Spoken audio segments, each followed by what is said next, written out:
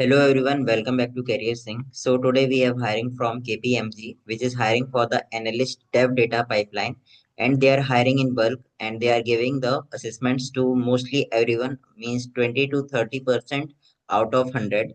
So if you got lucky and if you have these skills in your resume, then definitely you are going to get shortlisted and you will be getting the interview and assessment details. So you make sure that you mention these skills in your resume to get it shortlisted. And what are the key responsibilities you can check here. And coming to the qualification and eligibility criteria, any BE, BTech degree or MCA can apply for this job. Internship or any academic project experience is a plus for you, and no prior work experience is required.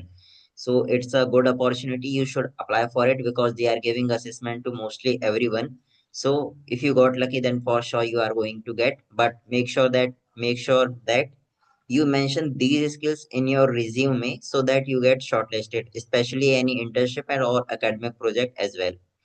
Okay, now coming for the out skills. So they are giving a free webinar for 2 days, like for unlock Gen AI. Have you heard of then? You will going to get trained for it and nothing more than that. But it will be help you to mention something in your resume. Like they will be teaching you generative AI, AI for video creation, how you can do it, building custom GPTs and feature of AI, and AI automation with no code like N8, I think you have heard of it. These are no code automation tools. Now, coming to the Naukri.com. So, they are hiring for the biggest skill contest. So, it's a assessment or you can say a quest. If you able to solve and get in the top profiles, you are going to get a prize money up to 20 lakhs. So must apply for it and enroll for now. And the things like you have to do aptitude test, skill assessment, and you can check here like in whatever field you want to do from any branch, BE, BTech, MCA, BCA, BSc, any stream can apply for it. Okay.